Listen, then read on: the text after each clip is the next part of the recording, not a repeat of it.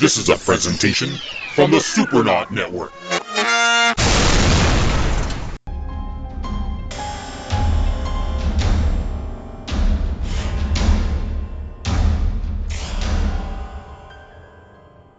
Welcome to the Imaginarium, the show where art, technology, and creativity intersect, then combine to forge a conversation that can only be found in the Imaginarium. Today's guest is Jack Thomas Smith, writer, producer, and director. His newest film, Infliction, has just been released on DVD, VOD, and available for streaming in the usual places. So welcome to the Imaginarium, Jack. Thanks for having me on. I appreciate it. And I should give you a congratulations. You won an award for Best Screenplay for Infliction this past weekend. I did. Thank you. Yeah, it was at the Macabre Fair Film Festival on Long Island. And, Infliction was nominated for 9 awards. It was up for Best Picture, Best Director, Screenplay, Effects, all the major acting categories, sound. We did win, one for Best Screenplay, which was for me. So that was exciting. It was actually the second award that I've won for Infliction. I did win Best Screenplay at the Buffalo Niagara Film Festival a little while back. And so it's exciting. Anytime you're nominated for anything, especially in this genre, it's great. It's just a real honor. And thanks to the jury. Yeah, that certainly would definitely be an honor. And why don't you give us a little bit of a background on yourself, if you would? Yeah, sure. Well, I'm a feature film director, writer, and producer. Infliction is actually the second film that I directed. It's the fourth film that I've produced. Back in the 90s, I produced a couple independent films. One was with Ted Bohus, who's a Jersey guy. He's done a ton of indie films.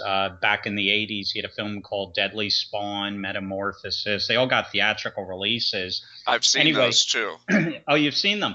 Yeah. Ted's a great friend. He was one of my mentors. He directed a film called The Regenerated Man, which I helped raise half of the financing for that, and produced it with him. Went direct to video. We doubled our investment on it, did great with that. And then from there, I did a film with John Russo called Santa Claus. It was CLAWS, Santa Claus, like guy killing people in a Santa Claus costume. John co-wrote and co-produced the original Night of the Living Dead. He was another one of my mentors. I financed the film, and John directed it, wrote the script. And I'm telling you all that because basically from there, I was able to go off and write, direct, and produce my first feature, which was called Disorder. Was a psychological thriller shot in the Poconos, and it was a low-budget independent film, and we got distribution through Universal Vivendi in the U.S. for DVD. Warner Brothers released it on pay-per-view and video on demand, and the film did great. I mean, it was in every Walmart, every Hollywood Video, every movie gallery, all the major retailers. So, and then from there, my new film, Infliction, which I wrote, directed, and produced, and that's been released by Virgil Films and Entertainment, which is the same company that distributed Super Size Me. So, and that's in all the major retailers online now. Everything's online, in some stores, in FYE stores and Saturday Matinee. So that's kind of the long-winded bio about myself. Well, you certainly learned from two of the best in the genre. That's for sure. I agree. Ted's a great guy, and I learned from Ted. Ted, I learned, most importantly, how to put a deal together. I learned from him how to put together a business plan, a budget. It's so much more than just making a film. I mean, you have to go find investors, and how do you entice investors to invest in words on paper? So, you need to know how to put together a budget, which ultimately dictates how much money you need to raise. And then from there, how do the investors get their money back? How do they make a profit? You have to know how to monetize tax credits and how to write off federal, there's a federal tax incentive. So I learned the whole business end of it from Ted from beginning to end, even through distribution, as well as being on set and learning what a grip does, a gaffer does. I never went to film school, so I learned all of it just by doing it. And then with John Russo, what I learned was, you don't need 500 people to make a film. when we did Santa Claus. I mean, we had a skeleton crew. We had our essential needs covered: DP, AC, sound mixer, gaffer. But, we didn't have just wasteful spending going on the film. So basically from Ted and John, I applied everything I learned, and I've been able to use that with the two films that I've directed. How did you manage to hook up with John Russo? I mean, for me, he's just a legend simply from his Night of the Living Dead work. Yeah, and it's funny because after The Regenerated Man, I was at a horror convention. I believe I was there promoting Regenerated Man with Ted, I want to say. And John had a booth at this horror convention. And I just went over and started talking to him. We got along great right out of the gate. I mentioned to him that I was able to raise money for The Regenerated Man and that we had made a profit off it. And and I would be interested in working with him if he had a project that, we would be realistic within what I could raise to do. And John did. He had that script, Santa Claus, which, was a low budget slasher flick. And, I was able to put together the financing for that project and, and go from there with it. So, and it's funny. I just saw John. He had Night of the Living Dead screen at the Horror Happens Film Festival in New Jersey, and Infliction screen there. So it was kind of cool, man, like going full circle on it, having, my film play before John's, and I made a point to the event organizer that his name is JK. He has the Horror Happens show, which is very popular, a good friend. Yeah. But I asked Jay, I said, if there's any way I could introduce John, I would love to, kind of come in full circle. So, and he was cool with that. So I got to introduce him. And then after that, we also saw each other at the Days of the Dead horror convention in Chicago and got to hang out. So he's a great guy. Wow, you really hit all the conventions hard, don't you? I do. And they're very supportive. I mean, that's the thing that's great is, we've done traditional screenings, at theaters. We did, we've screened in New York and Pennsylvania, East Stroudsburg. We were out in Norfolk, Virginia. So we've done all of the traditional screenings, at theaters. But then we've also kind of hit this little niche where we're doing the horror conventions. And what's great about it is that a lot of the conventions are very supportive. They'll let you screen your film there. They don't charge you for it. And you can meet with the audience. I mean, you're hitting your target audience. So I'll bring a team with me and we'll have flyers. Hey, my movie's screening tonight at 8:00, and you just hand them out all day. If you hand out 1,000 flyers, I mean, even if you have a packed house at the screening or not, it doesn't matter because it was free advertising to, 500, 800, 1,000 people who are horror fans. So, yeah, we've been at Chiller in New Jersey. We were at a Horror Realm in Pittsburgh, Days of the Dead in Chicago. We've been all over with this. And actually, Infliction is going to be screening at Days of the Dead in Atlanta February 7th. And then we also, the same night, we have a screening in Flemington, New Jersey, more of a traditional screening. So, yeah, so it's been great, man. Everyone's been so supportive of the film. It's been great. And those are almost even better than having test screenings, I would imagine. Yeah, because you're hitting your real audience. Yeah. And that's the whole thing. I mean, the one thing I will say about Infliction, though, is that it's not a true horror film, though. That's the whole thing. I mean, I would call it more of a psychodrama. So when you get your hardcore horror fans, like, people that want to see the blood and guts and splatter, and, we might lose some of them because, they're all about the effects and the blood and all that. But this film is really story driven, character driven. It focuses more on the story and the characters, but it does have the horror elements to it. So, but yeah, for the most part, though, people in the horror genre have been very receptive of it. But then we're also kind of hitting this other niche market where it's crazy. At the screenings, women are really connecting with the film. And, and in particular, moms are connecting with it. And it really, it makes sense with what the premise is of the film. Oh, absolutely. And I'm going to talk a lot about Infliction in just a minute, but I'm curious. Santa Claus and some of the other stuff you did with Ted was back in the 80s, if I have my timeline correct. 90s is when I worked with Ted and 90s. John. How much has the industry changed as far as independent movies now that everything seems to be, digital and all internet all the time?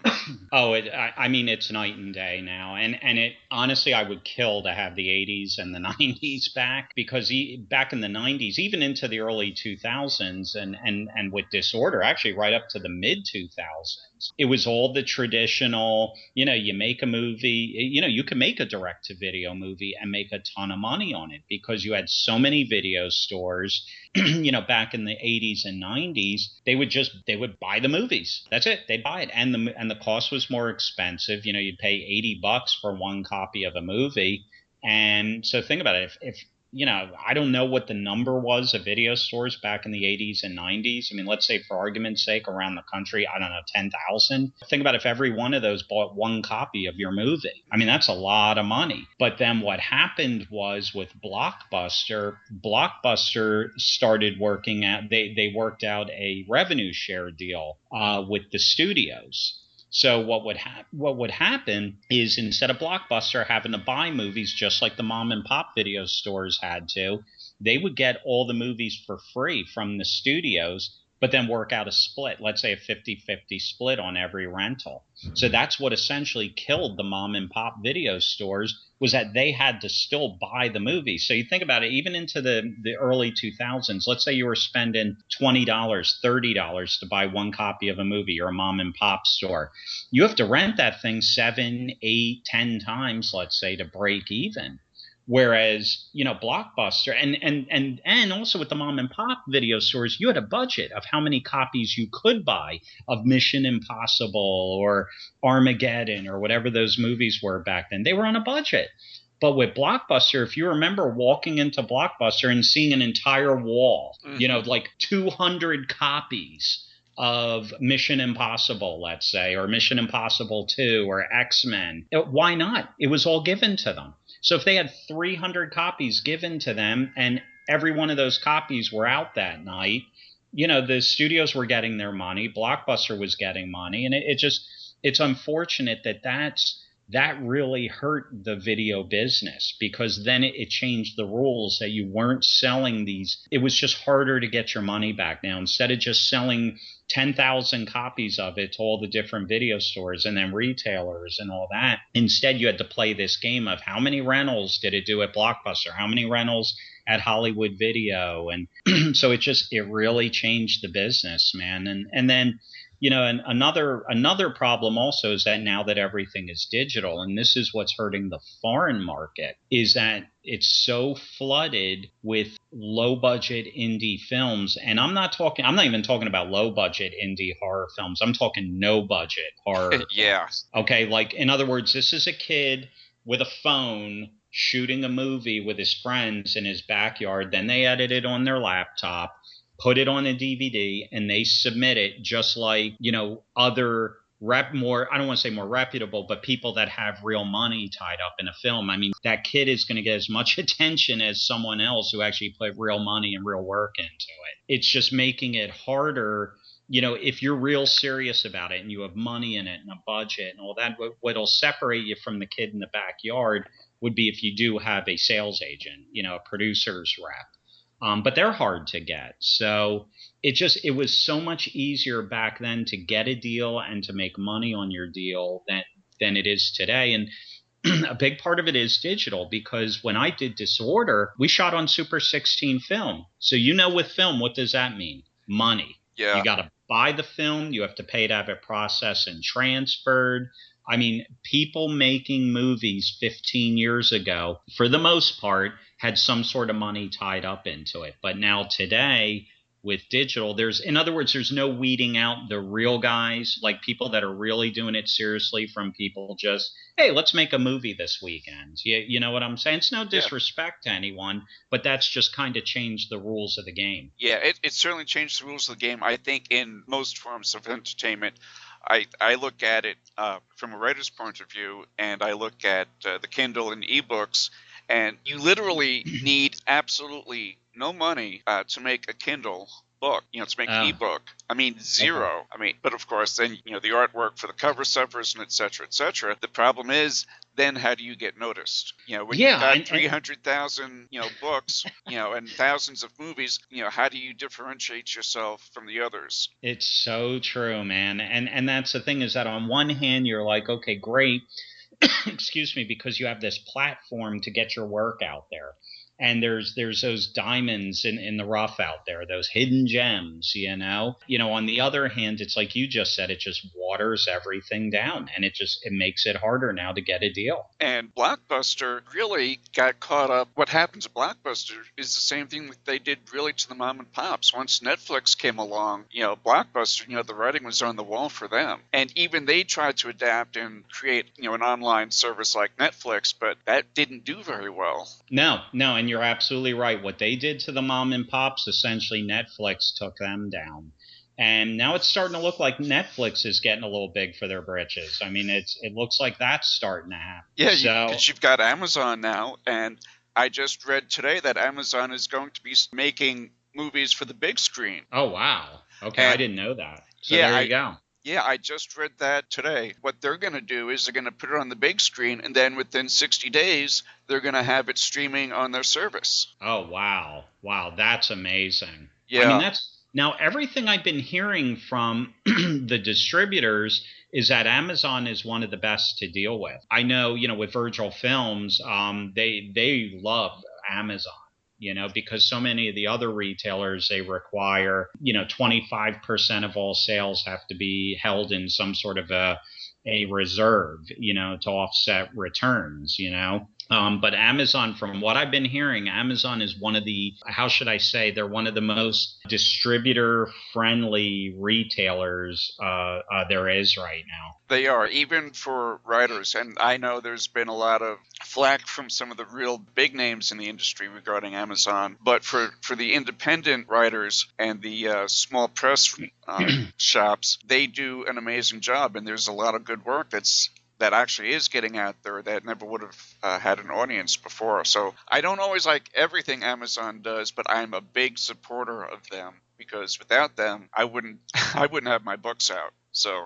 Yeah, I can't complain either. I mean, both of my films are on there, so it's like, yeah, exactly. It's I have no complaints whatsoever about Amazon. So far, it seems like they're great. Between Amazon, iTunes, and even with Google, with their movie section, Netflix really is getting into a vice. And I think maybe that's probably why they started going off into doing their own original material. I think that's exactly why, because I remember about a year or 2 years ago hearing that Netflix was going to start shifting away from doing movies to more TV programming. So, yeah, I don't know. I mean, and maybe that's what it is that they saw the writing on the wall, that Amazon, with their because what is it? Walmart is Vudu, I believe, and then you've got Google Play, you got Cinema Now. You've got Amazon, which I think is Amazon On Demand, or I forget what Amazon's is. I'm not sure what their online is. I forget the name. It's escaping me, but I think they saw the writing on the wall, where the competition was. So they wanted to make that shift more to TV programming. So, I mean, maybe they're going to be a step ahead of it and learn from what happened to Blockbuster. They seem to be taking it seriously. I mean, aside from this movie thing that I heard about today, I mean, last week they signed Woody Allen to do a television series for them. Oh, my God. Okay, well, there you go. I mean, there's someone, I mean, regardless of what you think about him or his movies, he's an icon in, the movie field. To get him to do a TV series, I mean, that's just incredible. That blew my mind. Yeah, that's insane. I mean, that's insane. But, it makes sense, though, from the standpoint that they probably gave him full creative control also. Yeah, I don't see someone like him. I mean, I think just even doing features, he probably has full creative control. But yeah, you're right. I mean, that's unbelievable. And I think a lot of it is just fighting places like HBO and Showtime with some of the shows that they've produced, like Game of Thrones, and David Lynch coming out with Twin Peaks again next year. It's an exciting time, and all this competition can only help everybody, I think. It's funny. I did an interview once, and the gentleman that was interviewing me, he referred to this time period right now of television programming as the equivalent of the new Hollywood era in the 70s. And I couldn't agree more. That's something that we've actually talked about a few times on the other show I co-host, The Supernauts. It's really a golden age of television. It's very rarely has it been much better than what it is now. You still have your crap. I mean, the quality of shows, Breaking Bad, True Detective, Game of Thrones. I mean, it's incredible stuff. It's really almost cinema quality stuff that's being made today. They're all cinematic, absolutely. I mean, the one I would add to it is The Walking Dead. I'm a big Walking Dead guy. I love it. Yeah, I mean, I agree. You know what it is? It's and yes, there's crap. I mean, honestly, I can't stand reality TV. I cannot stand reality TV. It's just I'm with you there. Yeah, give me and Boardwalk Empire. And give me my all-time favorite show is The Sopranos, and to me that The Sopranos was almost, and correct me if I'm wrong, but that was the one that kind of paved the way for this renaissance on TV. I mean after Sopranos you had 6 Feet Under, and then Dexter and Entourage, and just Boardwalk Empire, Walking Dead, I can go on, Breaking Bad, all of those. But it was almost like Sopranos was like that first cinematic TV show. And correct me if I'm wrong. I would actually correct you on that, simply because my friend Wade and I are doing a limited podcast on Oz. And Oz, for us, was really the show that ushered in everything. You're right. Before Oz, you didn't have anything close to what they were doing with that. Tom Fontana did a fantastic job with that show, as flawed as it is. And I love Oz to death, but it's certainly not a perfect series. But it dealt with issues, and it showed types of things that went on in prisons that never would have seen on television before, even on HBO. And they took a big chance with that show. Sure. And certainly after Oz came out, ran for 6 seasons, very successful. Then you had The Sopranos and The Wire, and everything else came after that. Yes, you're absolutely right. I forgot all about Oz. You're absolutely right. And I believe Edie Falco was on that as a security guard, right? Yes, she was. There was actually quite a few people from Oz who made it into other shows on HBO. So it was almost like the old studio system back in the 30s and 40s. There you go. Yeah. That shows my age. It's been a progression. Absolutely. And now you're right. So from Oz, that kind of brings us where we are now, where, I mean, there are so many shows to choose from now. It's like, I don't even know where to start. So, I mean, American Horror Story is another one. I don't want to say I'm not blown away by it. I think it's an amazing show, but I mean, not necessarily my cup of tea, let's say, but just the set design and the wardrobe, it's just unbelievable. Just the production value. The production value is unbelievable. Oh, yeah, the production values on the shows today. If you take a show like Rome. Oh, yeah. Or Deadwood, which is actually one of my favorites. Great show. The set designs, and those were real sets. There was none of this, put up a piece of plywood and pretend it's the front of a store. No, they built real fucking stores. It blows my mind. It's a production value, and it's even with Walking Dead. I mean, you look at that, and I believe the entire budget of every episode on that is $2.8 million. I mean, that's a lot. I mean, I get that's a lot, but it's like you look at that with the effects and the cast that they have, and just. It's like I don't know how they're doing it for 2.8, to be honest with you, because there's just so much that goes into the effects and and they're not crazy over the top with the CGI. I mean, they're not. I mean, I don't think so. I'm not a big fan of CGI, but it feels like they do it right. Sometimes there's a little too much there, but other times it's done right. And it's just that costs money to do that. Give me real effects and prosthetics and Tom Savini, and I'll be a happy camper.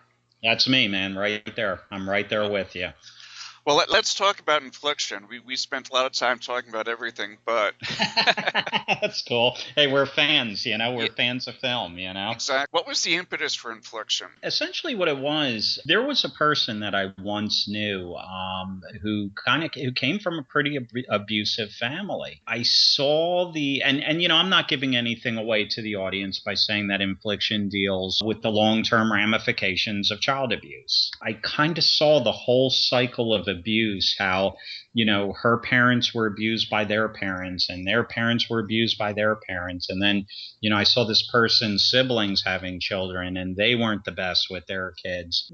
That, having experienced that, and thank God I was not an abused child, thank God, but just kind of watching that and seeing this whole vicious cycle of abuse, that was kind of the groundwork for what got my brain going on this subject matter. So I could say to you that Infliction is based on a true story, and honestly I wouldn't be lying, because all you would have to do is just turn on the news any day, anywhere, and you'll see some sort of horrors being committed against children. So so there are elements of truth to it, though. Just you write what you know, essentially, or what you see in this case. But and that was it. Is I don't writing. I don't want to, I'm not one to be into popcorn type of stuff. I like, if I tell you I like a horror movie, it's generally a horror movie that's got a solid story, solid characters, a cool twist ending, something that makes you think. I'm not one of those that, oh, it's hot in here, the girl takes her top off and then gets stabbed to death by someone. I can't stand that. It's not my cup of tea. So when I write, that's kind of where my brain goes, is, if I write something that's scary, I want it to also be thought provoking. So that was kind of what was behind Infliction, and what drove me to write it. You really did a fantastic job with that. You really, I think, captured the essence of abuse and the cycle of abuse. Without giving too much away, Infliction deals with brothers who are basically on this journey, so to speak. Mm-hmm. And as they go on this journey, they're rediscovering, well, at least the younger brother seems to be rediscovering things he didn't remember. Yep. I'm trying to think of how to phrase this question. They don't seem much different from their parents.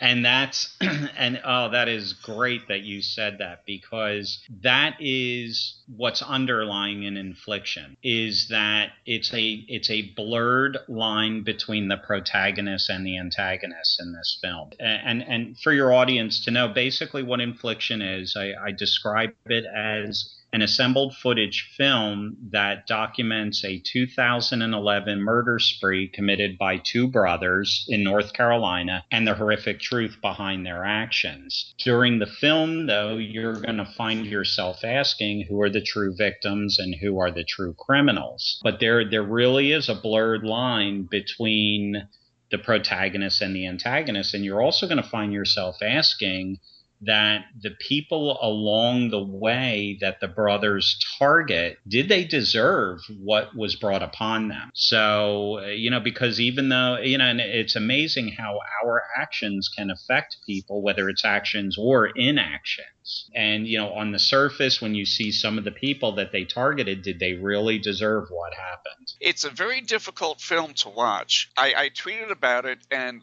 said that I enjoyed it because I watched it twice, but enjoy may not be the right word. It's true. It definitely it does connect with people. And earlier we had talked about all the different horror conventions I've been going to and the screenings and all that. And usually after the screenings, we do Q&A sessions. It's crazy how this film is connecting with people just on such a personal level, to a point where people are sharing during the Q&A sessions things that happened to them as children. And there was one woman in particular at a Q&A session who was kind enough to share, that she had been abused as a child. What made her connect with Infliction was the fact that the brothers were empowering themselves over their abusers. And she explained that that's something that victims of child abuse are constantly chasing. They're constantly chasing empowerment, taking their lives back over their abusers and defining themselves instead of allowing the abusers to define them. And in her case, she was never able to settle up, let's say, with her abuser. He had died before she was able to press charges or spit in his face or whatever she needed to do to take back her life. So she said that was always something that she felt like she was chasing. So yeah, I've heard this numerous times at these screenings, just how people are connecting with this film so personally. Yeah, it's a deeply affecting film, that's for sure. Excuse me, your two leads who play the brothers, they did such a great job playing off of one another. Oh, thank you. And they would love to hear that. I mean, those two, Jason Mack played the older brother, and Elliot Armstrong played the younger brother. And they were so committed to this film, man. I mean, to a point where they left their jobs and came and stayed with me in North Carolina, which is where we shot, about a month before we even started shooting, which is unheard of for small independent films. But they wanted to take that time to bond as brothers, have developed that relationship that, they grew up together, knew each other's mannerisms. And I mean, the two brothers, the sister played by Anna Shaw. I mean, everyone top to bottom was just so committed to this project. I think that's one of the things that I really appreciate about indie films is the passion that Yes. people have involved in it, and the lengths that people are willing to go to see a project through. I agree. I mean, if it's done right. If it's done right, yeah.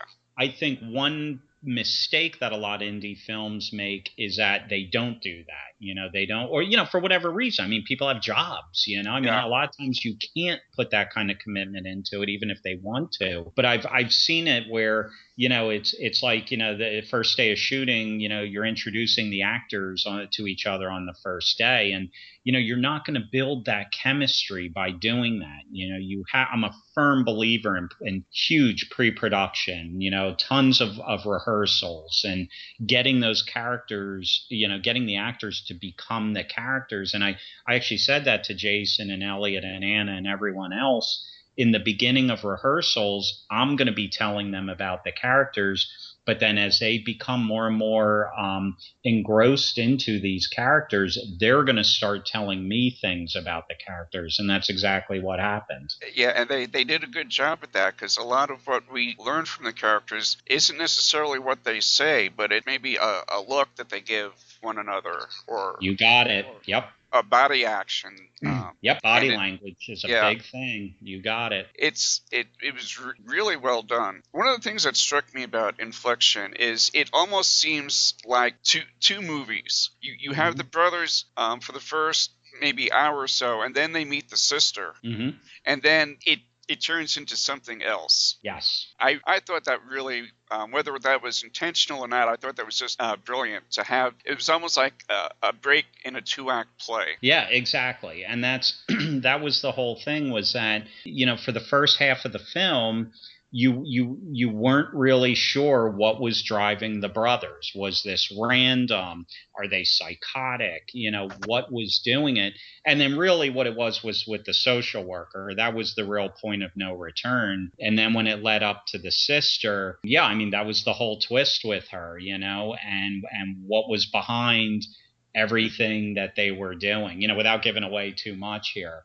Yeah. But yeah, I mean, that's and that's the whole thing also, is that with the sister, a lot of times with families, children of abuse, you have those different types of personalities. Like John's personality, he's the older brother. He was driven purely by rage, just rage, and And a lot of times victims of abuse, they are just angry, pissed off people. And then you had Kenny, the younger brother, where he blocked things out. He was socially introverted. And then you had the sister who basically just ran away from home and never wanted to look back and wanted to create this whole other world, this whole other life that she could control, that she could define. And so you kind of see that between the rage or blocking things out or running away. And those are three traits that are common with victims of child abuse. And they certainly had reasons for all of that, because the parents in Infliction are some really despicable people. Sure, they are. And they were performed by Catherine Trail. She performed the mom, and Don Henderson Baker, he performed the father. And it was tough for Don to play that role because in real life, Don's a super nice guy. And he has children. And he even said to me, he said, I'm having a hard time with it because I love my kids more than anything in this world. And obviously he's an actor. He got into the part. And, and Catherine is just such a one of the nicest people I've ever met in my life. So for the two of them to dive in and become so despicable, it was, not only was it acting, but it was also going against every fiber of their existence. And it was, I remember Don made a comment to me one time that it kind of bothered me in a way. He was like, if this movie's a hit of some kind, this might be how people know me. And I knew it was bothering them, and it's like, I hear you. It's a movie, but I get it.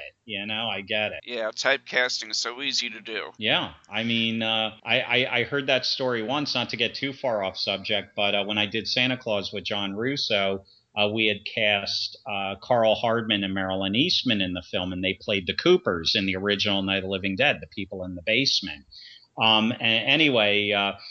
Carl Hardman, who played Mr. Cooper, he was kind of the bad guy in the original Night of the Living Dead. And he told me a story one time that he was in an airport, just him and his wife on vacation. The woman came up to him and started screaming at him. It was your fault that everyone got killed. It was your fault. And he's like, it was a movie. But people do get caught up in that suspension of disbelief. That's when you've done your job well, is sure. when people are able to not differentiate between a reality and a movie. Although sure. For some people, that's not a very hard thing to do. Yeah, and some people, it might not be a good thing for them not to be able to. The father, he did a fantastic job. Without giving anything away, there's a scene in the woods with all of them that is just, it's probably my favorite part of the movie. And the tension throughout that whole thing is really, it's palpable. And sure. The thing that I like about it is because it's an assembled footage film, there's no background music. Exactly. And that is a challenge, too. When you're talking about doing a traditional film, you have the luxury of music helping to build a scene. For example, take Halloween, take The Shining. If you take the music away from those two films, they're pretty boring. And those to me are two of the greatest horror films ever made, but the music drives the tension in those films, along with other factors, but the music definitely helps. With Infliction, because this was a assembled footage film / found footage film, it was shot to look like a documentary. So we didn't have the luxury of having cue creepy music to let the audience know that something creepy is going to happen, Right. And then going a step further on it, with other found footage films such as, Cloverfield or Quarantine, they don't have a music score. But they have over-the-top sound effects. They'll have a creature knocking buildings down, or the military firing at them with rockets and tanks and planes flying overhead. So with Infliction, we didn't have any of that. We didn't have the music, and we didn't have the over-the-top sound effects. So that was a challenge, to keep the audience on the edge of their seat and engrossed in the story. It had to be about the story. It had to be about the actors. So that was a challenge. This was essentially a character-driven, story-driven found footage film, which I don't even know if there are any out there like that. No, I can't think of any. And you do make a distinction between found footage and assembled footage. Yeah, and essentially we've been calling it assembled footage, and what I mean by that, found footage is just that. It's found footage, the genre. In other words, Blair Witch Project, these kids are out on a project and they essentially film their own deaths, and what we're seeing is what was found. But with assembled footage, the brothers were purposely shooting everything. The footage was essentially assembled for a storytelling format. So it was intentionally being shot to tell a story and assembled to tell that story. The one thing that does drive me crazy about the found footage genre is, there's a monster, a giant creature in New York knocking buildings down and people are running, but someone has a camera going the whole time. When logically it would be shut off the damn camera and run, So that was one thing I did not want to do with Infliction. I wanted there to be a specific reason why those cameras were on and why they were to never be shut off, and how it tied into what was driving their actions. So that's why it was so important for those cameras to be constantly running. And it was funny, when I started writing the script, I did not set out to write a found footage or assembled footage film. It was the story that dictated it to be shot like that. And it works well. And in an email I sent you, I told you that I hated the found footage genre. Yeah. For me, it's a lot like a first-person narrative book. Sure. Because you automatically know that whoever is telling the story or filming it, at least in the found footage, up to a point they were alive. There's not a lot of suspense to them, because they're telling the story. With the assembled footage and the way that you've done Infliction, it makes sense, and then it ties it up nicely at the end with why the older brother was so insistent on filming everything. Exactly. And then also with the multiple cameras, and yes. They wanted to cover all the angles, and so it all connects at the end, so that it wasn't contrived why they were shooting everything. And I have to admit, when I first started watching it and I saw all the cameras and everything, I did have that idea, well, this is kind of a little bit contrived. Just to do it this way. But once you start getting into it further and further, and then of course the ending, and you see why that was done, I just thought that was such a neat way of tying everything together, and it just totally dispelled those ideas of it being contrived. Thank you. And that's what I wanted to do. Because again, like I said earlier, that's where the found footage genre falls short, is why is someone just videotaping all this horrible stuff? Why aren't they running for their lives or using the camera as a weapon against something that's coming at them? How long did it take you to film that? Infliction was a 25-day shoot. We shot down in North Carolina in the Charlotte area. So yeah, it was a 25-day shoot. That's what we budgeted, and that's exactly what we hit. So it was a smooth shoot, man, for all intents and purposes. There's some beautiful country down there, too. Oh, it's gorgeous, and the people are so nice down there, yeah. man. And for the most part, we cast all local people down there. And, going back in, we were talking earlier about the new Hollywood era, man, just going old school, shooting on location, using the real people in the real area to give it that authentic feel, and it was great. I'm not a fan of, hey, let's take a backlot and make it look like New York City. It's like, just go shoot in New York, man. Make it real.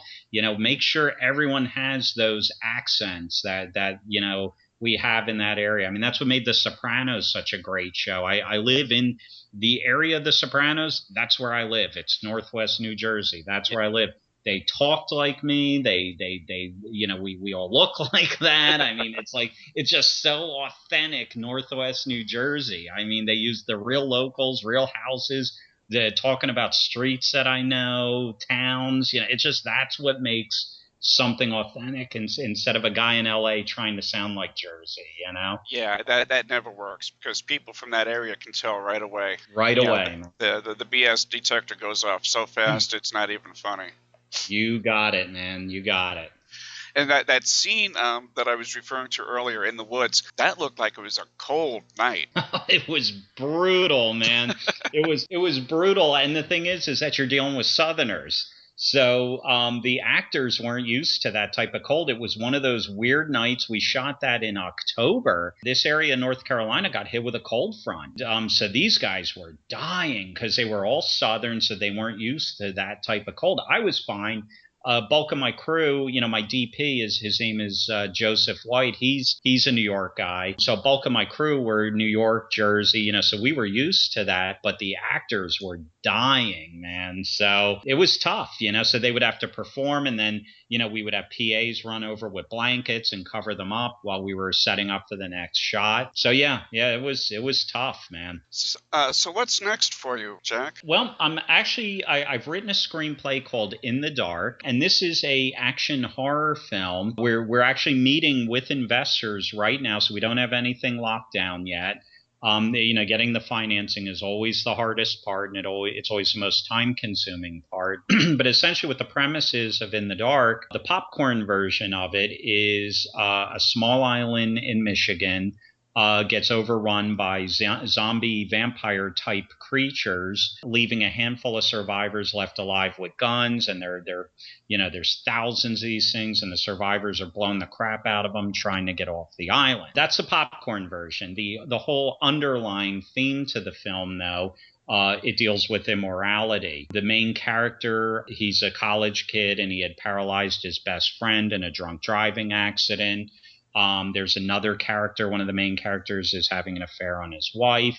Another one of the main characters is being abused by a stepfather. And then even with these vampire type creatures, their need to feed is like an addiction. They're almost like crack addict vampires. So there's this whole blurred line between the antagonist and the protagonist. And like I said, it's just a whole play on immorality. So the theme kind of connects everyone. But then I also give you, the effects, the action, the whole popcorn thing to get the audience in. So it should be a fun movie. Definitely sounds like a fun movie. You definitely have a love for the horror genre. I was reading some other interviews with you before today, because I hate asking the same questions that you get asked 1,000 times, because I know that's got to grate on your nerves sometimes. No, not at all. Not at all. But I hear you. But one of the things that intrigued me was you wrote a 300-page novel when you were 11? Yeah, I started when I was 9 and I finished when I was 12. I had I read The Shining by Stephen King when I was 9, and it absolutely blew me away, man. And that's why I wanted to start writing. That's what started it. So I blame Stephen King, man. Yeah, I blame Stephen King for that too, and a couple of others.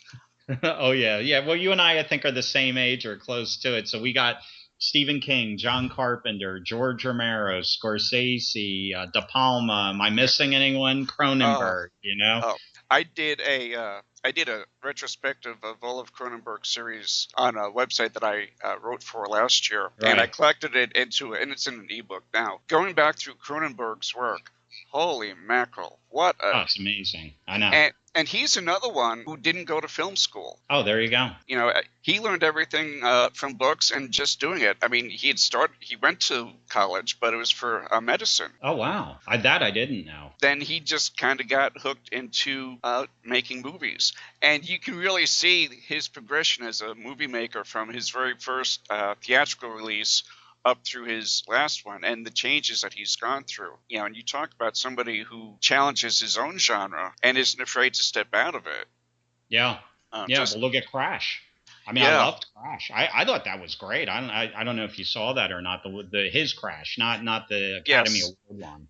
Yeah, I wasn't as big a fan of Crash as I was some of his other movies. I appreciate Crash, but I thought it was just a little bit too sterile. Okay. It was a little bit too cold for me. And he's always been kind of an objective cold filmmaker to begin with. Sure. But I think for my taste, he laid it on a little bit too thick for Crash. Gotcha. But De Palma. Oh, Jesus. De Palma. I know. One of my favorites. One of the most underrated directors. He's probably my favorite. He really is. I mean, I'm a huge fan, man. I just, Carrie. I mean, do we have to, Carrie, Dress to Kill, Blowout, I mean, and what's funny is a lot of people don't realize that he directed Scarface. I mean, it doesn't feel like a De Palma film, though. That's what's so funny. And he directed, one of my favorites of his is Casualties of War.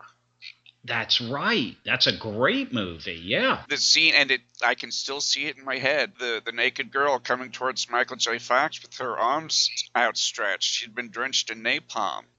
Oh, Jesus. It was an incredible movie. Yeah. And I think his problem is he gets pigeonholed as being a Hitchcock wannabe. Right. Which isn't fair. It's not fair because he is his own director, and he makes some fantastic films. He's also made some bad films too, but sure. You have a large body of work, not everything is going to be a rose. You're going to have a couple of thorns in there too. Of course. But all in all, he's an amazing filmmaker. Yeah, I really wish he got more credit.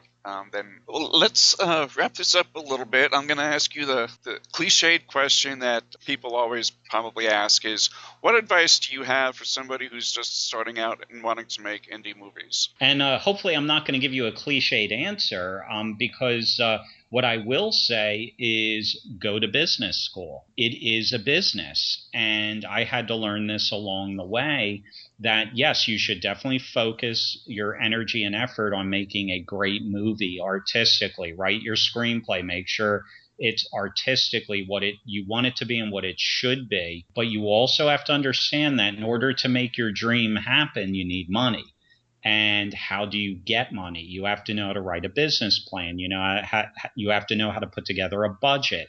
You have to know about state tax credits, federal tax incentives, foreign pre-sales, domestic deals. I mean, these are all things that go into it, gap financing, so unfortunately, everyone gets into the movie business because they want to be the next Brian De Palma or the next Spielberg or Scorsese. They love some movie knocked their socks off and changed their lives, and they want to go make films. But when you write a screenplay, it is literally just words on paper. You need money to make that happen. And everything starts with the budget. The budget will dictate how much you need to raise, and then how do you go about raising that money? What do you offer to those investors that want to take a chance on you and your film? What kind of percentages do you give them? Do you give them a preferred return on their investment? So it is such a business. And that's why you always hear these horror stories about musicians or rap artists or actors or filmmakers getting constantly screwed over by the distributors. Because keep in mind, those guys at the distribution companies, most of them are lawyers. Okay, they went to law school or business school, and they know what they're doing. And they will take advantage of the fact that a filmmaker or a musician or an artist of any kind pretty much specializes in the art form and not the business end. So I would definitely try to become as knowledgeable about the business side as possible. And honestly, when I talk about the business side, it makes my eyes glaze over. I hate it, but it's a necessary evil. You have to know it in order to make your film. Well, I actually think that's pretty good advice, and that's not something that I've heard before. Usually it's just, follow your dreams or something a little bit trite like that. Knowing the business aspect of it is probably as important as being able to be creative. It's crucial. It's crucial, especially in the indie world, because you're the one raising the money. I mean, if you're with a studio where, the studio will just greenlight a project and you're a gun for a hire, you don't have to worry about that. But in the indie world, you got to worry about everything. That's so true. Thank you for coming on, Jack. I really enjoyed it. It's been a really interesting and informative conversation. Absolutely. Thank you so much for having me on. I had a great time. And we'll have links on the show page where you can find out more about Jack and his work, as well as where to pick up Infliction, and you really should, because you have no excuse not to. Plus, there's social media links. And if you enjoy the Imaginarium, check out our other shows on the Supernauts Network at thesupernauts.com. And until next time, may all your journeys be filled with pure imagination.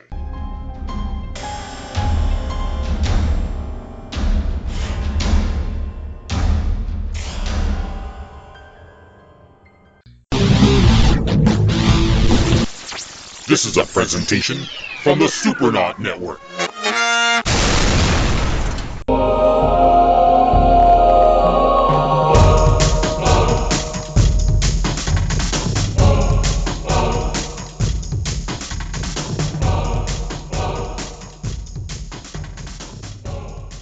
Welcome to the Imaginarium, the show where art, technology, and creativity intersect, then combine to forge a conversation that can only be found in the Imaginarium.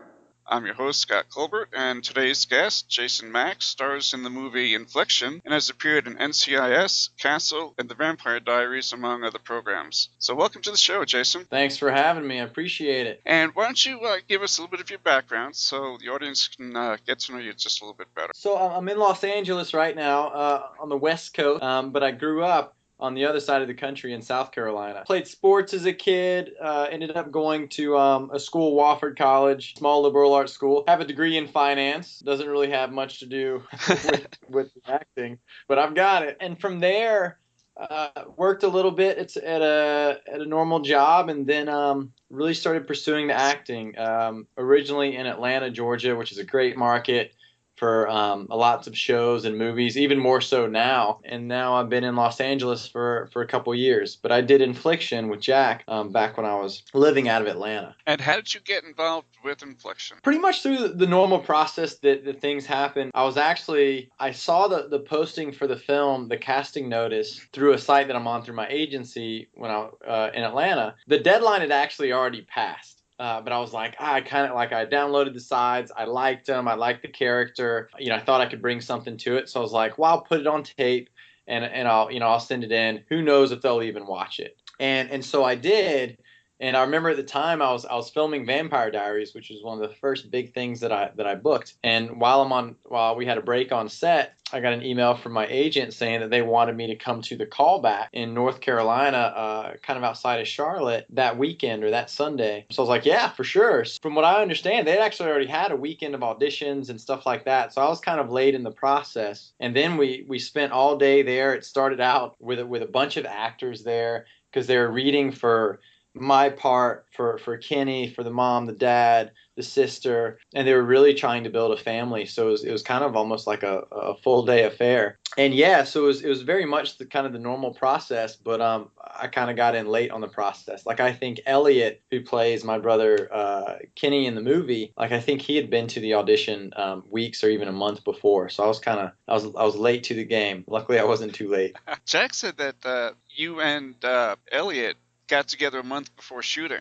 Oh, yeah. To just kind of bond. Yeah, it was, we were both really excited. When we left the Sunday that we had those auditions, we kind of knew it was either going to be, we kind of knew what families they were looking at because there was me and Elliot, and we were both blonde.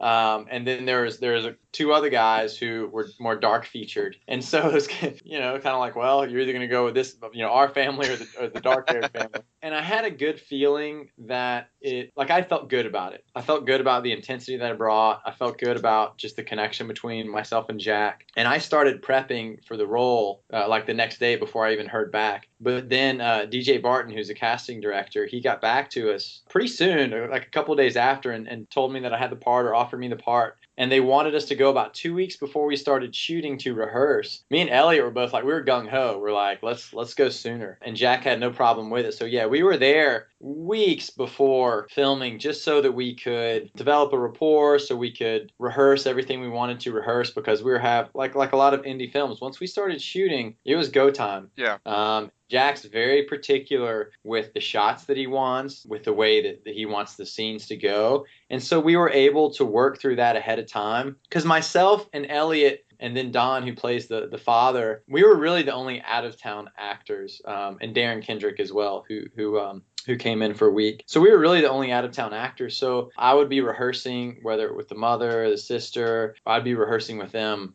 as much as I could, because I didn't have anything else to do, just prepare for the movie. So yeah, we were there pretty early. It was pretty cool. How do you prepare for a character like what you played? That's not an easy role to deal with mentally, I would imagine. That's interesting that you say that, because it isn't easy, but I didn't realize kind of the toll that it would take until after it was over, in the sense that not obviously, but I don't kill people. That's not something I do in my normal day, or I'm not planning to do it or anything like that. What I found in John was he was very focused and he was very driven toward his goal of essentially redemption, freeing himself. And that I could relate to. And that was the intensity that I brought to the audition, that I brought to the character, just that focus that I can relate to in my life. What I didn't realize, because John doesn't make jokes, like he's not necessarily a big jokester. But when the movie was over, when it was done filming, I remember thinking we had this cast and crew wrap up party. Man, I've been angry for like the past 2 months, and it wasn't that I was mean to people or anything like that, but it was just like carrying this weight that John carried. Man, it's like I'm kind of like I'm free now, It's like I can get rid of that, and I didn't even realize that I was carrying it with me. And so there was definitely that toll of just the subject material. And what was really neat was we were able to shoot it in sequence, which I think was a big gift from Jack. Like we kind of got to start at the beginning and work our way until the final week of shooting, where we shot all the ending of the movie. And it allowed us to kind of naturally work our way as actors through the characters' stories. But yeah, just the weight and the toll of it all. It surprised me at the end, because while you're in the thick of it, you don't even know. It's like I couldn't see the forest because of the trees, that kind of thing. One of the things that I told Jack, and what I really liked about the movie, because I've seen it twice, your relationship with Elliot, and it is so believable. I mean, you two really did a fantastic job, and I think that extra prep work really paid off. Yeah, I mean, Elliot's great, and it was so fun. The casting, they did a great job. Like, just the environment we had, we all lived in the same house. So even when we weren't filming, it was like, we were living right across the hall. We were sleeping right across the hall from one another. In fact, there were times where me and Elliot were sharing the same room, and he was sleeping in a bed, and I was sleeping on an air mattress on the floor. And so depending on what actors were in town, using, my bedroom and stuff like that. So it was like, we absolutely respected one another. And out of that, like, we just kind of built this friendship, and we're very different. Like on the weekends, like he would go do his thing and I would do some of mine, and sometimes we'd join up. But there was just like, during the week, you film for 12 hours. It's like if you're sleeping in the same room, you kind of like, me and him, I don't even know if Jack knows this, but we kind of lay there and we kind of debrief the day, be like, well, that went well. It's like, that was interesting. It's like that. And then you fall asleep and then you wake up and you do it again. And you just kind of get on the same wavelength. Like you're a family when you get done, just because you're around each other so much with the DP, Joe White, who was phenomenal. But yeah, we were like a family when we got done. So it was good that I'm glad it was Elliot, just because we had a really good rapport. It was so much fun with him. So you both weren't doing fit track on the weekends together? No, he would. What's funny is like, and you'll talk to Elliot. He's a very outgoing person. Like if I was going to a party, I'd want to take Elliot because like he dances. He's a hell of a dancer, and he's just very outgoing. He's very friendly. Like in fact, like he loves doing comedy, which is such a departure from his character. And he'll tell you more about it, but he would kind of go off on his own a little bit because his character Kenny was very much an introverted guy, and he wanted to make sure that he didn't get too disconnected from that, and so he would go to like coffee shops by himself and go do some things by himself, which he doesn't normally do, but for this role he wanted to kind of stay plugged in and bring bring some realism to that for himself. And I'm a pretty boring guy. I don't really go out that much. I'm a pretty simple guy.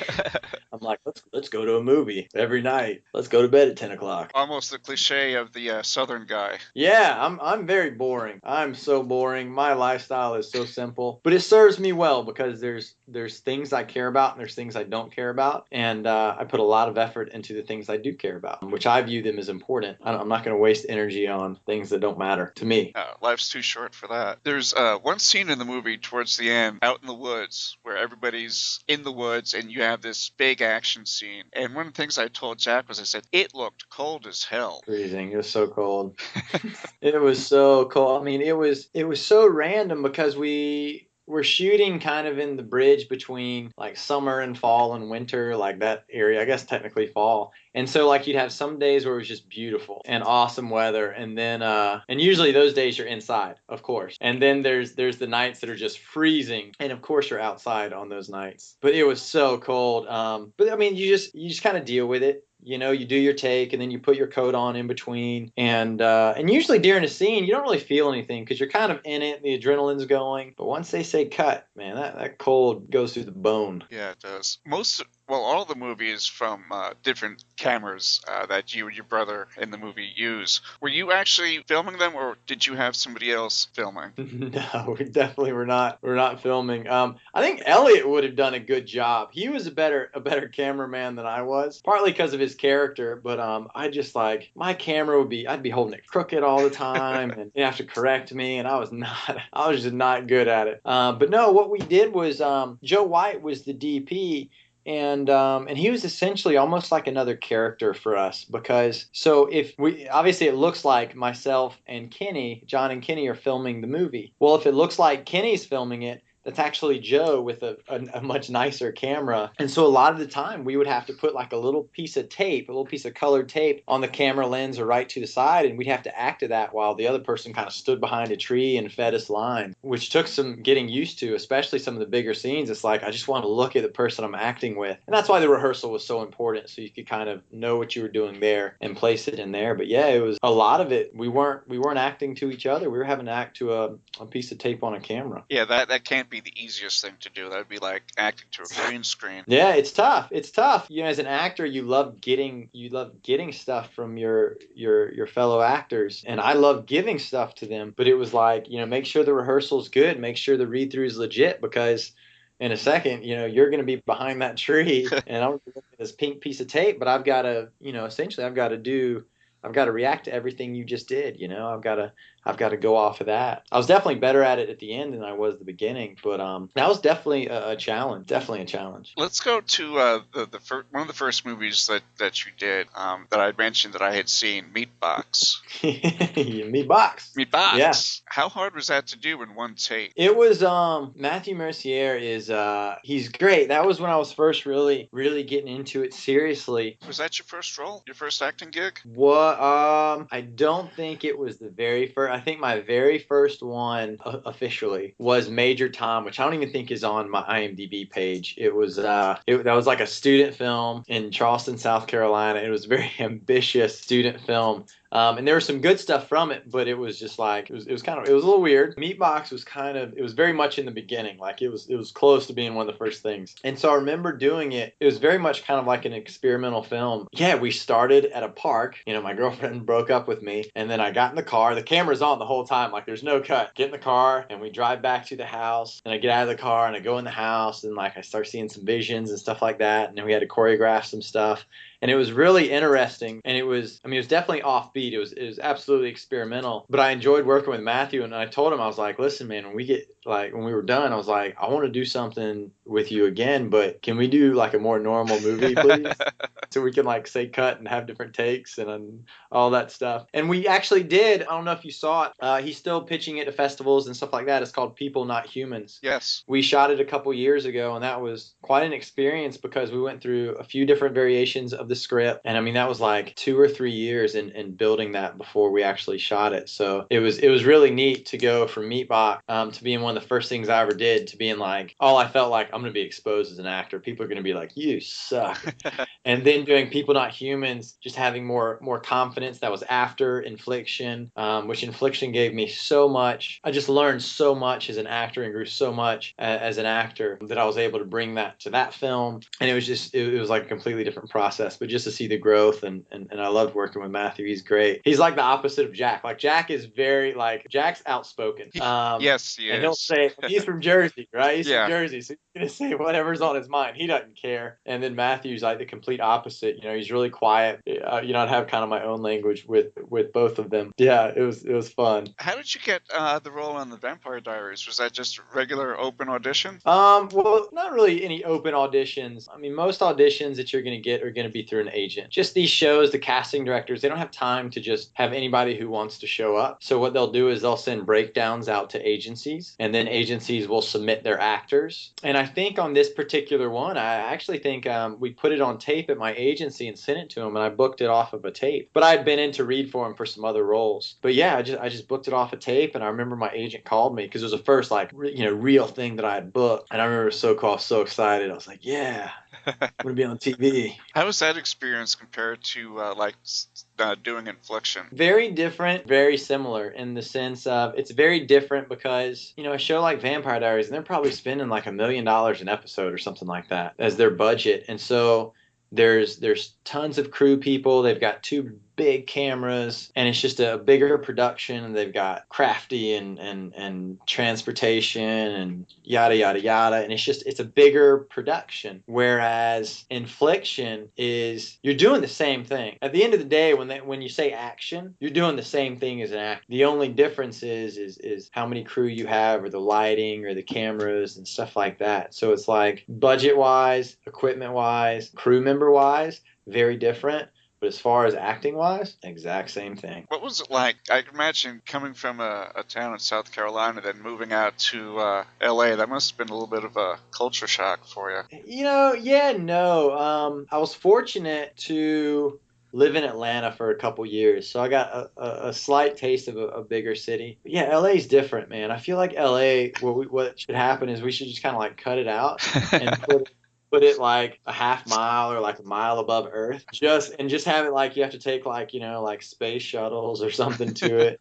It's just a different, like, it's so like people's schedules are different. The industry is so big here, but also like there's just so many people here. Like, I mean, we could probably do with half the people here in Los Angeles. Like, there's just too many people. Yeah. Traffic sucks all the time. Yeah, I mean, it's just in normal places you're like, well, how many miles is it till you get to your destination? It does. There's miles don't mean anything here. 2 miles is like half an hour sometimes, maybe even an hour. Like, it doesn't matter. It doesn't rain very much though, which is not. I mean, the weather is very nice here. I can't complain about the weather. I mean, it's like probably like 72 degrees right now. It's perfect. Yeah, I'm in Phoenix, so we have a little bit similar weather right now. So yeah, that's always nice, especially when you send the snapshots back home and they're freezing their ass off and 2 feet of snow and you're there in shorts and a t-shirt. Every now and then I'll have somebody from back home, like they'll send a message or post something on Facebook or something that's like January 74 degrees, and I'm like, name a time, 74 degrees. Like, it's always nice here. It still blows my mind. There's restaurants here that don't have indoor seating. They just have outdoor seating, like a normal, like you have the normal kitchen and all that, but it doesn't rain enough to where not having indoor seating is going to ruin their business. It blows my mind. I'm like, you would go out of business in the South. You would lose like 3 months. Yeah. That's a trip. So I was, going through the autobiography stuff that Jack sent me. You started out modeling on the East Coast. Yeah. I started out a company, Southern Tide, which does great quality clothing. They do like really nice polos, and they've expanded to some other types of clothes. But yeah, at the time I was selling beer for RJ Rockers, which is a microbrewery based on the East Coast, based out of South Carolina. I kind of got plugged in with Southern Tide, and I started doing some modeling for them. And I really enjoyed it. And I've always enjoyed, I don't know if it's being at the center of attention or what, but that was kind of my gateway to just being in front of a camera. And I've always wanted to, I loved going to movies. I loved watching TV shows and just becoming invested in these stories and these characters, and essentially just escaping what you have going on in your own life. It's like, yeah, it'd be fun to pretend like you're a superhero. It'd be fun to pretend like you're a detective. And so after a couple years of doing a little bit of modeling and working with the brewery, I'm not a big planner as far as the future goes. I've gotten better at it as I've gotten older. I was like, what do I want to do in 5 years? So I want to be exactly where I'm at right now in 5 years.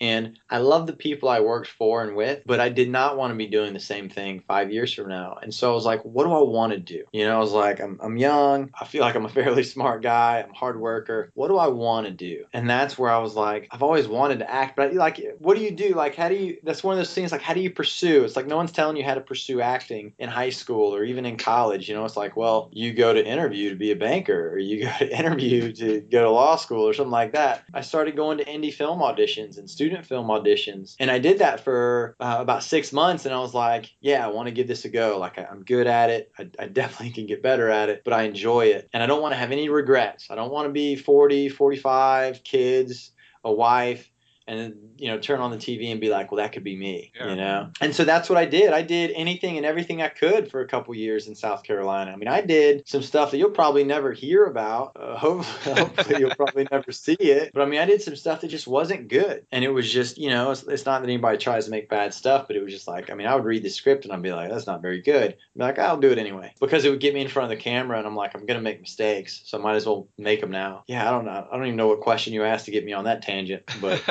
I went on it. That's all right. You seem pretty grounded. How do you manage to stay grounded in a city? Because I've had experiences in LA and LA people, and they're not the most grounded people in the world. Reality seems to be rather fleeting at times. A lot of it is probably the way I was brought up, but I'm a very driven person, and I think you're always going to be chasing something as far as goals go. I mean, I think having a belief system is super important. Just being realistic with yourself. I'm not curing cancer, like I'm not coming up with some medical discoveries. At the same time, like I've got a long way to go. I want to tell stories that a lot of people are going to see, that are going to impact a lot of people, and I've got a ways to go. Like I hear no plenty. There's plenty of things I go out for and I never hear back from. There's some stuff I can't even get in the room for. So it's like if you just hold a good, healthy perspective, you'll stay grounded. But yeah, I know what you're talking about, man. There's some people here. It's like, whew, you are high on yourself, and I don't know why. Well, I certainly think having a good upbringing helps. Yeah, I mean, my parents did a good job. I didn't have a hard childhood. My parents, they loved me, they supported me, but they taught me the value of hard work, and they taught me the value of a dollar, and I think that's super important. Also, I think it's important that I lived a little bit of life before I really started pursuing this. I went to school, I have a degree, I worked a few years. Like I know what, air quotes, the real world is, and so I think that's so healthy for me to have as a background. Could it have been beneficial for me to come out here years earlier when I was much younger? Probably would have, but I kind of like the base that I have now as a person, as a human being. Well, it also sets a foundation for your acting as well, because you can certainly draw from those experiences, and that's something you couldn't have done when you were younger.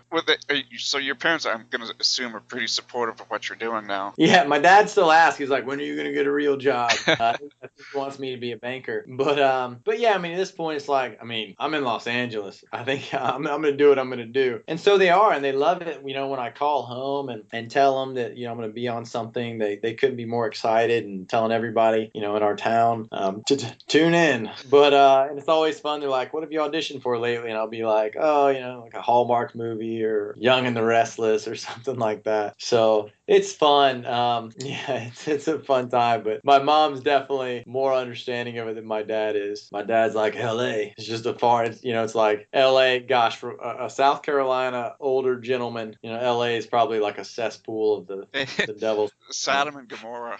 It's like, oh, LA, you doing drugs? That's when you tell them, with the rent prices out here, I can't afford to do drugs. Oh yeah, rent's. Oh my goodness! Like, I lived in Atlanta, me and my roommate, and we paid $950 total for a 2-bedroom, 1-bath. And now we picked up a third roommate. We moved to LA at the same time. We have a 3-bedroom, 2-bath. And I think each one of us pays a little over $900. Holy mackerel. So that was a shocker coming to Los Angeles. Yeah, I could imagine. It's so expensive to live here. It blows my mind. It's crazy. It doesn't make sense. I don't understand how so many people do live here with the cost of living. I don't get it. I really don't. So what do you have coming up on the horizon? Right now, I think a film I did just not even a few years ago. Gosh, this was 2012 or so, 2011. It was a while ago. It's called The Ghost Club Spirits Within. I think is now, from what I hear, just getting a release on a lot of like platforms like Infliction and stuff like that. I can't remember all off the top of my head. That was from a while ago, so I don't even know if I've seen the final cut of it. And People Not Humans is looking for some stuff. Also, I shot a film before the fall, which was kind of a modern adaptation of Pride and Prejudice. I shot that, in 2012, 2013. I don't know, a couple years ago in West Virginia, or in Western Virginia. It was beautiful. The scenery, we were like on the mountains. We were hiking, and it was It was just beautiful. I haven't seen the final cut of it yet. I've been kind of out of touch with them, but I remember just the scenery itself was gorgeous. And yeah, other than that, it's pilot season in LA, so what that means is a lot of the networks are starting to buy their pilots and seeing what their schedules are going to shape up to be next year. Hopefully, there'll be some opportunity in that to see what's going on. Who's some of the actors that you admire? Yeah, I love. Probably a very common choice. Man, I love Brad Pitt. I think Brad Pitt's a great actor. I really do. Just the roles that he's done. He's not afraid to do supporting roles. He does good roles, especially he's gotten later in his career. And with the producing is a big fan of it. I love Leonardo DiCaprio. I really do. I think he's one of the best actors of our generation. He's just so good. I mean, he'll do accents, and you just believe everything he does, which is remarkable considering he's been around for so long. Who else? I love the humor of Will Smith and even Ryan Reynolds. Just how they'll make fun of themselves. I think they're so charismatic. Big fans of them. I'm trying to think who else. Oh, Jake Gyllenhaal. I just watched. I don't know if you've seen Nightcrawler. That was fantastic. Jeez, man, it's disturbing at the same time. Like. It's a very disturbing movie, but I just watched it a couple nights ago. It's so phenomenal, and he's so good. I mean, he's been good. Like I think he's phenomenal. I don't know how he got looked over for an Oscar this year. I mean, that really that's the crime of this year. Yeah. After seeing it, like, I'm pretty bummed about it because we have to, being a member of SAG, they had the SAG Awards coming up this weekend. And I've got to vote. Actually, I've got until tomorrow at lunch to vote. And I'm really bummed. I mean, but at the same time, I mean, it's stacked this year. Like, there's going to be actors that are left out. Like, there's no way around it. I mean, Benedict Cumberbatch did a phenomenal job. Like, Steve Carell in Foxcatcher, like, oh my goodness, like, crazy good job. Bradley Cooper, great job. So it's like somebody's going to get left out. Steve Carell surprised me. Going from something like The 40-Year-Old Virgin to Foxcatcher and being nominated for an Academy Award. I mean, how much of a difference can you get? I mean, not much. Phenomenal performance. I mean, phenomenal. Oh, Michael Keaton, just watch Birdman as well. Like, I would say, Michael Keaton's probably, I think, gonna win the Oscar if I had to guess. But Steve Carell, like, I wouldn't be upset if he won it. That was an amazing performance. Everything about him, I mean, he was just, I don't know if this is the right way to put it, but he just disgusted me. And I mean, he did. And it was just great. I mean, Bennett Miller's a phenomenal director, so I mean, it's no shocker, but just, it's always interesting to see some of these people who come from the comedic world and they do stuff like that. I mean, Robin Williams would do that wonderfully. I mean, it's fascinating. Yeah, I just watched Fisher King last week because I do I've been doing articles on different directors, and I started Terry Gilliam a few weeks ago. So last week it was time for the Fisher King, and I hadn't seen it since it came out, which is almost 20 years ago now. Watching that movie and watching Robin Williams, I was blown away. Kind of thinking about his death and his own mental health just really added another dimension to that movie. Sometimes I think comedians make the best dramatic actors. Yeah. Oh, absolutely. Tom Hanks he was a funny man first. Oh yeah, I remember him in his TV series Bosom Buddies. That was must see TV for me when I was growing up. Yeah, he did Splash and Big, and then Bachelor Party. Comedians, they're so fascinating because they're so vulnerable. You can't. It's really hard to get up on stage and make someone laugh if you're not being truthful, and that can translate really well to film because you have to be truthful to a certain extent, or else the camera knows you're lying. The audience knows you're lying. So there's got to be some kind of realism there. And comedians sometimes are like, they're willing to do that. They have a very dark place, that they cover up with jokes sometimes, and they're able to bring it out. But yeah, Robin Williams was phenomenal. He's one of the best actors. He was great. What kind of roles do you prefer? I mean, if you had your druthers, what would you druther do? Do it all. One of the reasons that I wanted to be an actor was I was like, and I think George Clooney said this, but you can kind of do it all. You can do everything. You can be a doctor. You can be a police officer. You can be a firefighter, you can be a superhero. Now, as far as me personally, I would love to be a superhero. I'm not even gonna lie. Like, I want to put on some tight. I want to look ripped and jacked or whatever. I want to jump over some buildings and punch a bad guy through the wall. I don't know. I would love to be a superhero, especially the quality of the movies that are coming out right now. Well, I hear there's an opening in Suicide Squad. I was just reading actually right before we got on today. I mean, they've narrowed it down to 2 actors. Or well, supposedly the talk is that there's 2 actors because Tom Hardy pulled out and Jake Gyllenhaal evidently doesn't want to go there. Suppose who knows what the truth is. Yeah. But I don't think they're looking at me quite yet.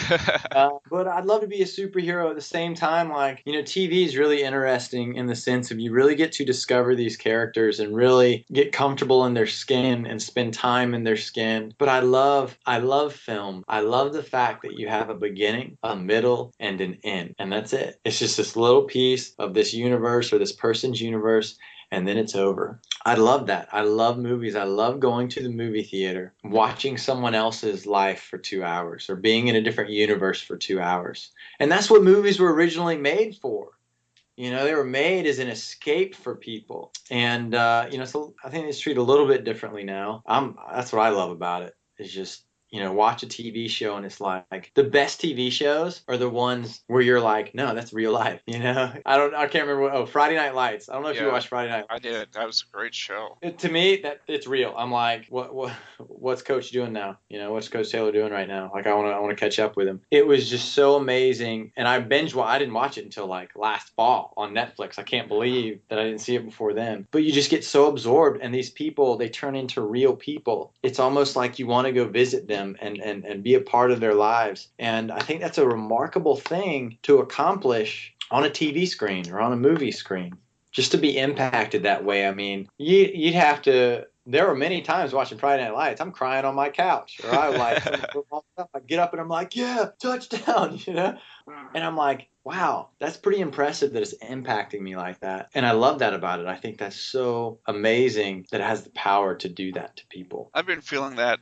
with Oz. I've been rewatching the old Oz series. Yeah. And for another podcast that I'm doing. And you just get so engrossed in these characters. Mm-hmm. And TV, as much as I like to bitch about the stuff that's on TV with all the reality shows and everything, honestly, some of the best TV that's ever been done is happening right now. Listen, if you can't find anything you want to watch right now, it's your fault. It's your problem. Yeah. Like, between, I don't even have cable. I just have Netflix. And I mean, I'm waiting on the next season of Orange is the New Black. I got into the Blacklist. I'm like, where's the next season? Scandal hooked me. What else? Arrow from the CW. I'm like, I'm in. I like it. Superhero, let's do it. And I just started watching House of Cards with Kevin Spacey, and I'm like, if you can't find something out of all of this content that connects with you, you're probably dead. Oh yeah, and there's so much content out there.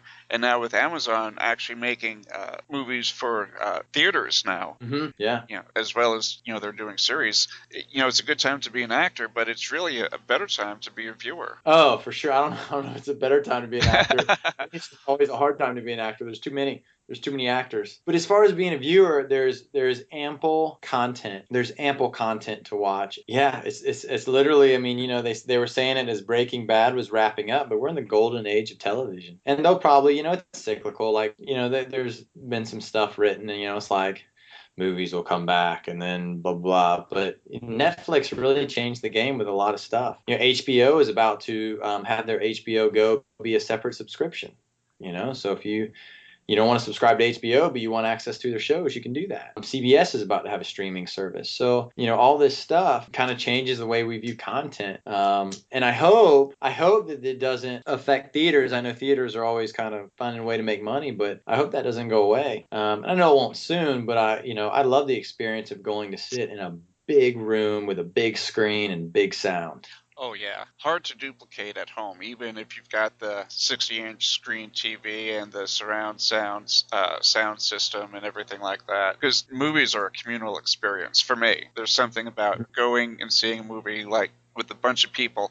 Almost like sitting around a campfire. Yeah, I'm halfway with you on that one. There's some movies I will not go to see on opening weekend because I don't like being with that many people.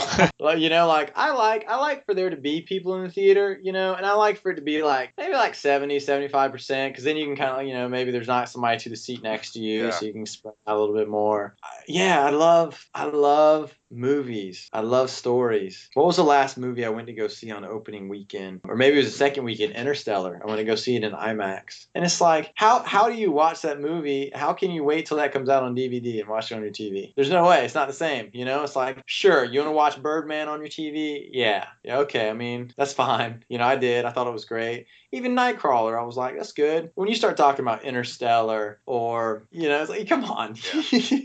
You got to go to the theater to see that, or even and I haven't seen it yet, and I'm a huge Clint Eastwood fan. American Sniper. I'm gonna go most likely I think this weekend, and I'm like I feel like that's a movie I'm like probably benefit to see on the big screen. With the sound can definitely add to it. Oh, for sure. I mean, there's just something about that experience that you don't get at home. You talked about wanting to be a superhero, so I'm going to assume maybe you read a lot of comics growing up. Actually, I didn't read a ton of comics. I did have a lot of comics. Actually, I read a lot of Archie and Friends. Remember Archie? Yeah, oh yeah. And Veronica and Betty. I read a bunch of those, and I had some other comics too.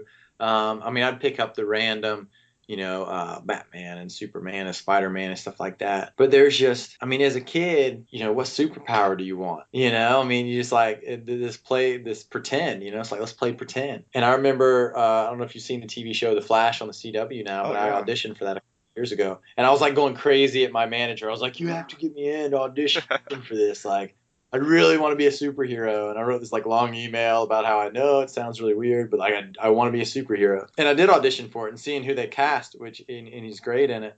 No, I'm not the Flash they were looking for. I would have been a different Flash. But I just love most superheroes. They have this power, but they've also got this extraordinary burden. And it's such an interesting way to look at a character, and that's what these superhero movies are doing right now. It's like it's not simple for anyone, whether it's Tony Stark and Iron Man, or Captain America, or even like Thor and all these guys. Like there's a conflict that's going on. It's not just so simple for them. I find that so intriguing, but also I think it's really cool when these dudes look jacked up on there in their superhero costume with their cape. I think it's badass. I don't care. Like let's do it. So if you could be any of the superheroes, which one would you be? Now, see, that's an interesting question because with that question, I kind of like, obviously I can't be Batman because I'm blonde. I'm fair skinned, blue eyes, blonde hair. Like there's just certain superheroes that, well, they just kind of been removed from me realistically because of the way I look. And so, I was like, Aquaman, I could be Aquaman. But evidently, I think they're hiring Jason Momoa to do that, and he's a little bigger than me. But really, who wants to be Aquaman? I mean, he's kind of like the bastard son of superheroes. Nobody gives a shit about him. Well, when you put it like that. But I do, I like Green Arrow, and actually they mucked it up. They screwed it up big time. Green Lantern is a very interesting character to me, and just like the way he gets his superpowers, I find it really interesting because it's a choice to be a hero. When he has that ring, Hal Jordan or whichever one, I guess you decide to use, but it's like you don't have to be a hero in that sense. And I guess none of them have to be heroes. As far as the Marvel universe goes, Thor would be the one I'd want to be. Thor's badass. He's just amazing. Can't beat Thor. No. Look at him. Not on Earth, at least. So there's many options. But I kind of like Hal Jordan. I like the Flash would be neat. Green Arrow. I could see you as Captain America. That'd be fun. That was one of my favorite superhero movies from last year. Oh, so good. It was so good. It was literally like a political thriller. It was amazing. I think that's what I liked about it. Yeah, it was so good. They're making good movies. Guardians of the Galaxy, I was like, this is interesting. It's a good movie, man. It's a good movie. I have so many arguments about Guardians of the Galaxy because I love it. I absolutely love it. Wow. That's great. And I've got friends who just can't stand it for whatever reason. And I just assume that it's a mental illness with them because I don't understand how you you can watch Guardians of the Galaxy and not like it. I mean, it's just a good time. Yeah, like it is. It's a good time. I mean, it's not. Yeah, it's just a good time. I don't know. I think sometimes people. I don't know. I have no idea. Like even Al Pacino was like, "I love Guardians of the Galaxy. It's one of the best movies of the year." You know? What superpower would you want? Oh, what superpower? I mean, do I want to fly? I don't think I want to fly. You know, like I don't know. I think I kind of I like Wolverine with the adamantium because he can heal really fast and he's really strong. I think Wolverine's superpowers are pretty cool. Yeah, and they're also kind of grounded in reality somewhat. So Yeah, yeah. So I think it'd be kind of neat because it's like you can be a little bit reckless because you're just gonna heal. I mean, I guess you could say, "Oh, I want to be like Superman," but I don't know. That's kind of boring. yeah, well, Superman I like, but he's kind of antiquated. I mean, he's been around since the 30s. He's almost kind of a retro superhero anymore. Yeah, I mean, yeah, he's just I don't want to say boring. I mean, he's definitely. I really enjoyed Man of Steel. It's not that he's boring, but it's like you're perfect. I got to go get kryptonite to beat you. Like, that doesn't make sense. It's like there's got to be more danger than that. Yeah, I don't know. Well, it makes me wonder how they're going to do the Superman versus Batman.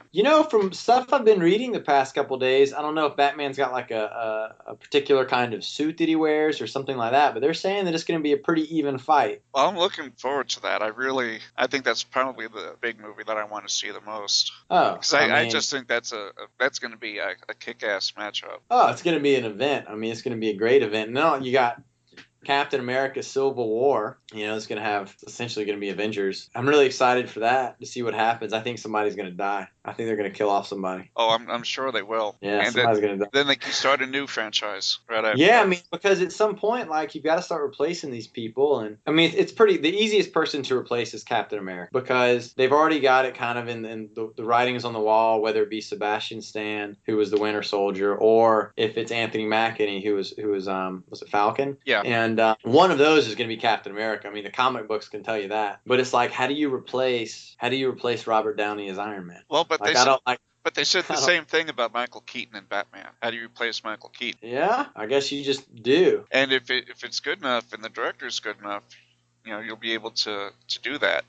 But with Downey, it's really hard because he just has a personality all on his own. And what's tough about it is it's not that they're just replacing someone in a standalone movie. It's like they're replacing someone in a universe. So it's like, are we still gonna have the same Thor and the same Hulk? But yet there's a new Iron Man. It's like, I mean, and they're smart. Like, I mean, they know what they're doing over at Marvel. Obviously, like they'll figure it out. But it's I'm interested to see how it plays out. Like, I'm enjoying it. I love going to see those movies. I think they're so fun. I'm gonna wrap this up, and I'm gonna ask the one question, my one cliche question that I allow myself, and that's, what advice would you give for somebody just starting out?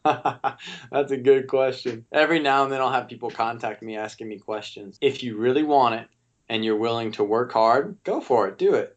Work hard. But if it's just something that maybe kind of interests you and you just kind of want to give it a go, do something else. Yeah. And I know that's like, oh man, that's a cold answer. That's a brutal answer. But it's like, no, it's an honest answer.